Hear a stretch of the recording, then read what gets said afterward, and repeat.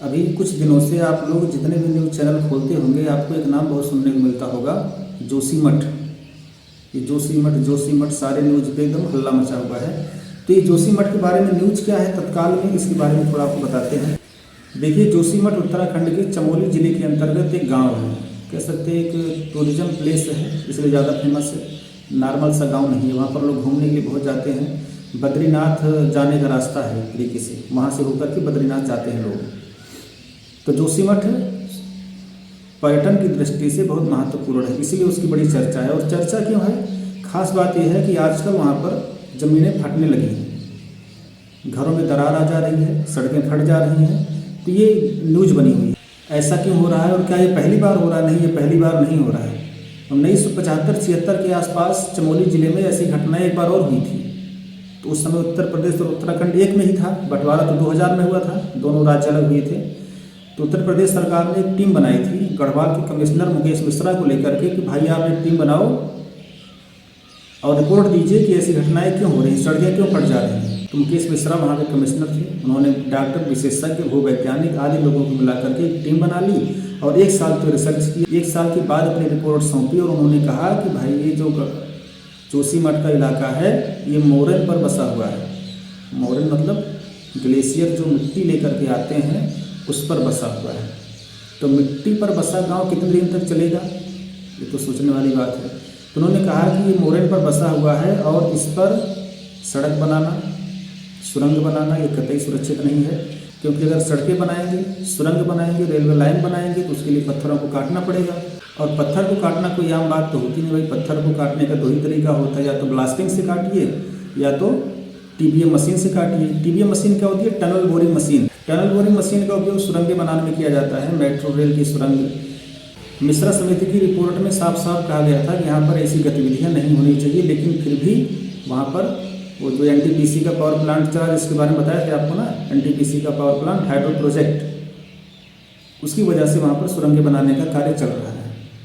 अब सुरंगें ब्लास्टिंग से नहीं बनाई गई तो भाई ठीक नहीं होगा, क्योंकि पहले मना किया गया था। और यह काफ़ी समय से चल रहा है, कई सालों से यह मशीनें उपयोग में लाई जा रही हैं, सुरंग बनाने का काम चल रहा है। और अगर वर्तमान में देखा जाए तो यह मशीन उसी स्थान पर फंसी हुई है, मतलब ये आगे नहीं जा पा रही है।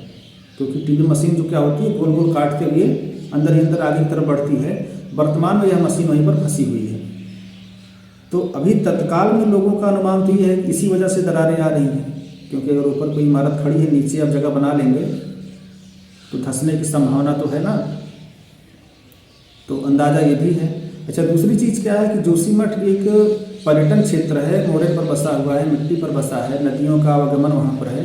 तो वहाँ पर ज़्यादा भीड़ नहीं होनी चाहिए, मतलब ज़्यादा लोग वहाँ पर रहें ना लंबे समय तक, क्योंकि वहाँ पर रुकना बिल्कुल भी सुरक्षित नहीं है। जैसे केदारनाथ में व्यवस्था है कि आप 2-4 महीने तक ही वहाँ पर रह सकते हैं, उसके बाद पूरा केदारनाथ खाली हो जाता है। बिल्कुल सेम व्यवस्था यहाँ पर भी होनी चाहिए।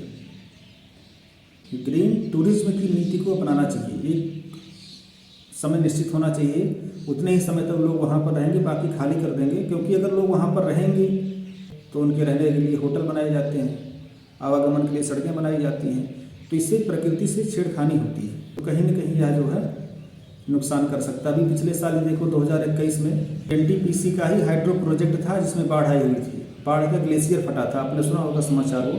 अभी तक कुछ लोगों की लाशें वहाँ से निकाली नहीं जा सकी हैं, क्योंकि अब वो नीचे चली गई पाइप के सहारे या पत्थरों में दब गई, तो उनको निकालना इतना आसानी से संभव नहीं हो सकता है।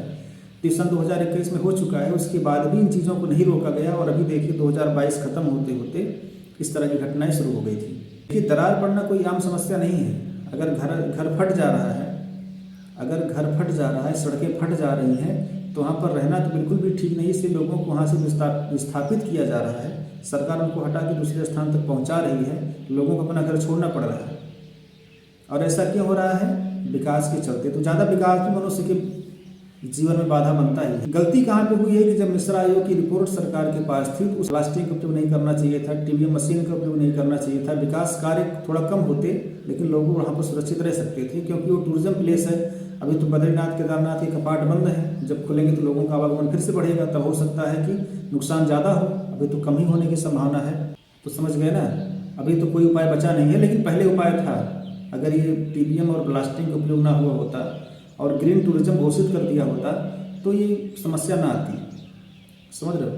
निश्चित समय तक लोगों को वहाँ तक पहुँचाइए, फिर 2-4 महीने खाली कर दीजिए, तो प्रकृति अपना जो है रूप धारण फिर से कर लेगी, मतलब रिकवर कर लेगी। फिर आप 6 महीने जाकर नुकसान पहुँचाओ, 6 महीना आप फिर छोड़ दो, तो रिकवर होता रहेगा, तो ज़्यादा नुकसान नहीं होगा।